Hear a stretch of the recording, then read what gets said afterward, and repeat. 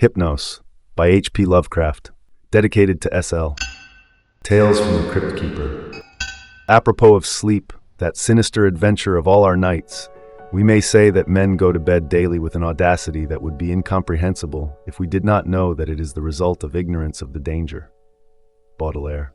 May the merciful gods, if indeed there be such, guard those hours when no power of the will or drug that the cunning of man devises can keep me from the chasm of sleep. Death is merciful, for there is no return therefrom, but with him who has come back out of the nethermost chambers of night, haggard and knowing, peace rests nevermore. Fool that I was to plunge with such unsanctioned frenzy into mysteries no man was meant to penetrate. Fool or god that he was, my only friend, who led me and went before me, and who in the end passed into terrors which may yet be mine. We met, I recall, in a railway station, where he was the center of a crowd of the vulgarly curious. He was unconscious, having fallen in a kind of convulsion which imparted to his slight black-clad body a strange rigidity. I think he was then approaching 40 years of age, for there were deep lines in the face, wan and hollow-cheeked, but oval and actually beautiful, and touches of gray in the thick, waving hair and small, full beard which had once been of the deepest raven black. His brow was white as the marble of Pentelicus, and of a height and breadth almost godlike. I said to myself, with all the ardor of a sculptor, that this man was a faun's statue out of antique Hellas, dug from a temple's ruins and brought somehow to life in our stifling age only to feel the chill and pressure of devastating years. And when he opened his immense, sunken and wildly luminous black eyes, I knew he would be thenceforth my only friend. The only friend of one who had never possessed a friend before. For I saw that such eyes must have looked fully upon the grandeur and the terror of realms beyond normal consciousness and reality. Realms which I had cherished in fancy, but vainly sought. So as I drove the crowd away, I told him he must come home with me and be my teacher and leader in unfathomed mysteries, and he assented without speaking a word.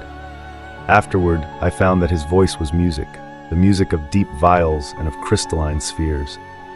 We talked often in the night and in the day, when I chiseled busts of him and carved miniature heads in ivory to immortalize his different expressions.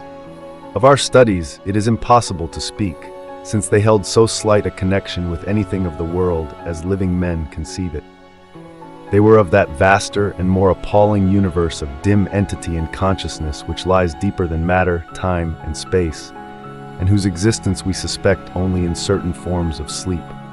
Those rare dreams beyond dreams which come never to common men, and but once or twice in the lifetime of imaginative men. The cosmos of our waking knowledge, born from such an universe as a bubble, is born from the pipe of a jester, touches it only as such a bubble may touch its sardonic source when sucked back by the jester's whim. Men of learning suspect it little, and ignore it mostly. Wise men have interpreted dreams, and the gods have laughed. One man with oriental eyes has said that all time and space are relative, and men have laughed. But even that man with oriental eyes has done no more than suspect. I had wished and tried to do more than suspect, and my friend had tried and partly succeeded. Then we both tried together, and with exotic drugs courted terrible and forbidden dreams in the tower studio chamber of the old manor house in hoary Kent. Among the agonies of these after days is that chief of torments, inarticulateness. What I learned and saw in those hours of impious exploration can never be told, for want of symbols or suggestions in any language. I say this because from first to last, our discoveries partook only of the nature of sensations. Sensations correlated with no impression which the nervous system of normal humanity is capable of receiving. They were sensations, yet within them lay unbelievable elements of time and space, things which at bottom possess no distinct and definite existence. Human utterance can best convey the general character of our experiences by calling them plungings or soarings. For in every period of revelation, some part of our minds broke boldly away from all that is real and present, rushing aerially along shocking, unlighted, and fear-haunted abysses, and occasionally tearing through certain well-marked and typical obstacles, describable only as viscous, uncouth clouds or vapors. In these black and bodiless flights we were sometimes alone and sometimes together. When we were together, my friend was always far ahead. I could comprehend his presence despite the absence of form by a species of pictorial memory, whereby his face appeared to me, golden from a strange light and frightful with its weird beauty, its anomalously youthful cheeks, its burning eyes, its Olympian brow, and its shadowing hair and growth of beard. Of the progress of time we kept no record, for time had become to us the merest illusion. I know only that there must have been something very singular involved, since we came at length to marvel why we did not grow old. Our discourse was unholy, and always hideously ambitious. No god or daemon could have aspired to discoveries and conquests like those which we planned in whispers.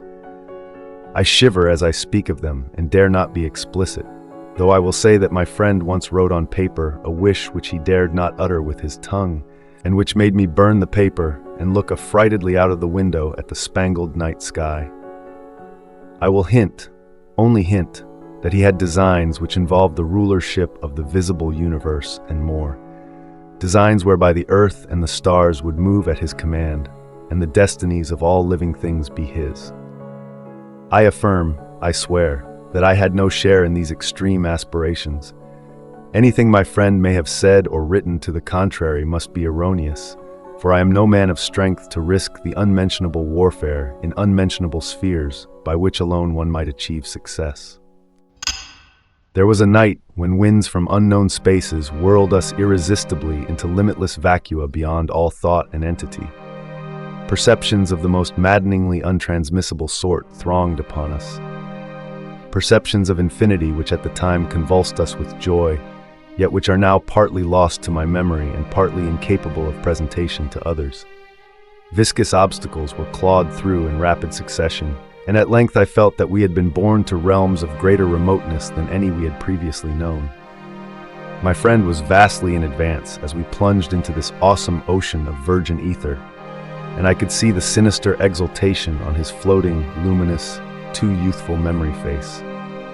Suddenly that face became dim and quickly disappeared, and in a brief space I found myself projected against an obstacle which I could not penetrate. It was like the others, yet incalculably denser, a sticky, clammy mass, if such terms can be applied to analogous qualities in a non-material sphere. I had, I felt, been halted by a barrier which my friend and leader had successfully passed. Struggling anew, I came to the end of the drug dream and opened my physical eyes to the tower studio in whose opposite corner reclined the pallid and still unconscious form of my fellow dreamer, weirdly haggard and wildly beautiful as the moon shed gold-green light on his marble features. Then, after a short interval, the form in the corner stirred, and may pitying heaven keep from my sight and sound another thing like that which took place before me. I cannot tell you how he shrieked, or what vistas of unvisitable hells gleamed for a second in black eyes crazed with fright. I can only say that I fainted and did not stir till he himself recovered and shook me in his frenzy for someone to keep away the horror and desolation. That was the end of our voluntary searchings in the caverns of dream. Awed, shaken, and portentous, my friend who had been beyond the barrier warned me that we must never venture within those realms again. What he had seen, he dared not tell me, but he said from his wisdom that we must sleep as little as possible, even if drugs were necessary to keep us awake. That he was right, I soon learned from the unutterable fear which engulfed me whenever consciousness lapsed. After each short and inevitable sleep I seemed older, whilst my friend aged with a rapidity almost shocking. It is hideous to see wrinkles form and hair whiten almost before one's eyes. Our mode of life was now totally altered. Heretofore a recluse so far as I know, his true name and origin never having passed his lips, my friend now became frantic in his fear of solitude. At night he would not be alone, nor would the company of a few persons calm him. His sole relief was obtained in revelry of the most general and boisterous sort, so that few assemblies of the young and the gay were unknown to us. Our appearance and age seemed to excite in most cases a ridicule which I keenly resented, but which my friend considered a lesser evil than solitude. Especially was he afraid to be out of doors alone when the stars were shining, and if forced to this condition, he would often glance furtively at the sky, as if hunted by some monstrous thing therein. He did not always glance at the same place in the sky. It seemed to be a different place at different times. On spring evenings, it would be low in the northeast. In the summer, it would be nearly overhead. In the autumn, it would be in the northwest. In winter, it would be in the east, but mostly if in the small hours of morning. Midwinter evenings seemed least dreadful to him. Only after 2 years did I connect this fear with anything in particular, but then I began to see that he must be looking at a special spot on the celestial vault, whose position at different times corresponded to the direction of his glance, a spot roughly marked by the constellation Corona Borealis. We now had a studio in London, never separating, but never discussing the days when we had sought to plumb the mysteries of the unreal world. We were aged and weak from our drugs, dissipations, and nervous overstrain, and the thinning hair and beard of my friend had become snow-white. Our freedom from long sleep was surprising, for seldom did we succumb more than an hour or two at a time to the shadow which had now grown so frightful a menace. Then came one January of fog and rain, when money ran low and drugs were hard to buy. My statues and ivory heads were all sold, and I had no means to purchase new materials, or energy to fashion them, even had I possessed them. We suffered terribly, and on a certain night my friend sank into a deep-breathing sleep from which I could not awaken him. I can recall the scene now, the desolate, pitch-black garret studio under the eaves with the rain beating down, the ticking of the lone clock, the fancied ticking of our watches as they rested on the dressing table, the creaking of some swaying shutter in a remote part of the house, certain distant city noises muffled by fog and space, and worst of all, the deep, steady, sinister breathing of my friend on the couch, a rhythmical breathing which seemed to measure moments of supernal fear and agony for his spirit as it wandered in spheres forbidden, unimagined, and hideously remote. The tension of my vigil became oppressive, and a wild train of trivial impressions and associations thronged through my almost unhinged mind. I heard a clock strike somewhere, not ours, for that was not a striking clock, and my morbid fancy found in this a new starting point for idle wanderings.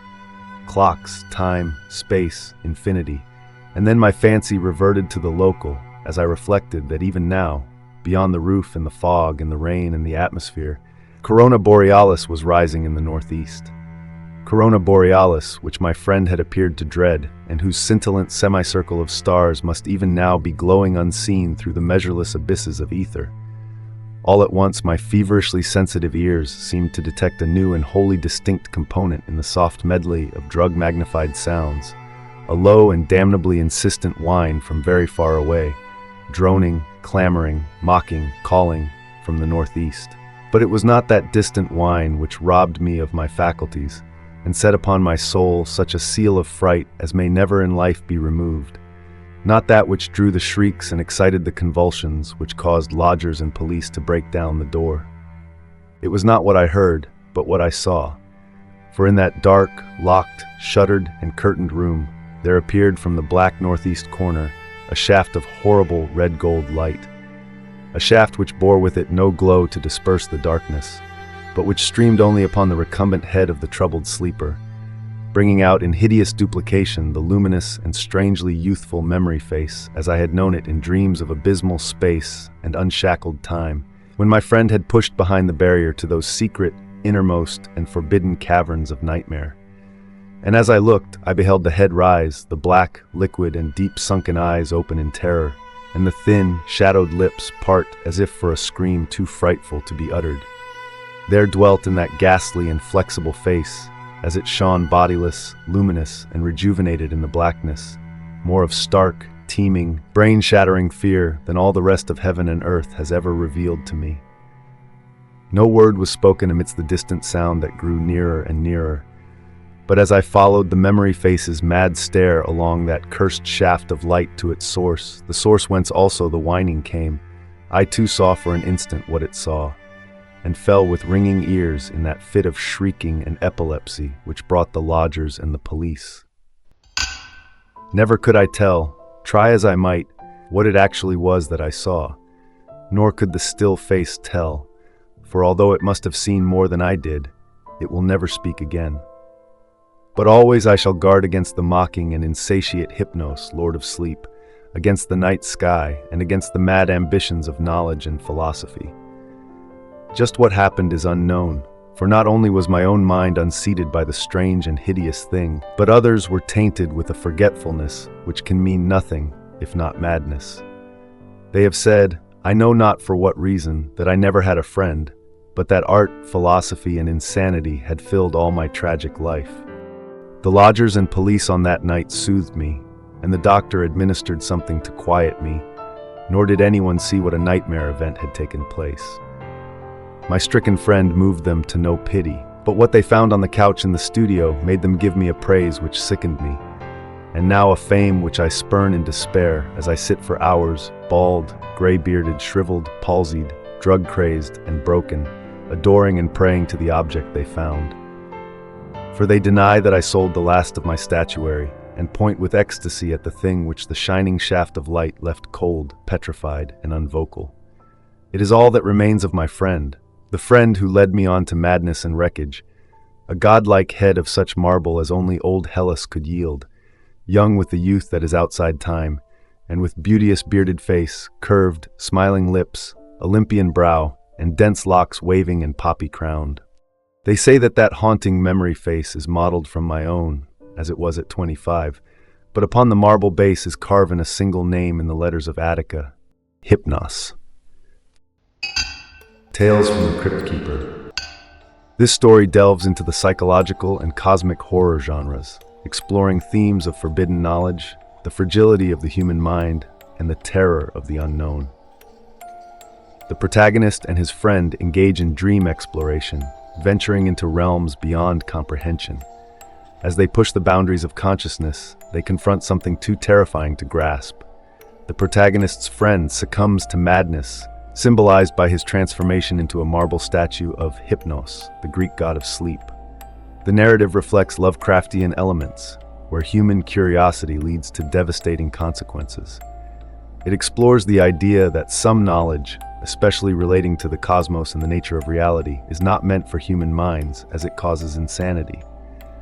The story also examines the erosion of identity and time, as the protagonist's friend becomes a younger, godlike figure despite his aging, while the protagonist himself is consumed by fear, addiction, and the relentless pursuit of forgotten truths. The red gold light symbolizes the blurring line between reality and the incomprehensible unknown, ultimately leading to the protagonist's psychological collapse.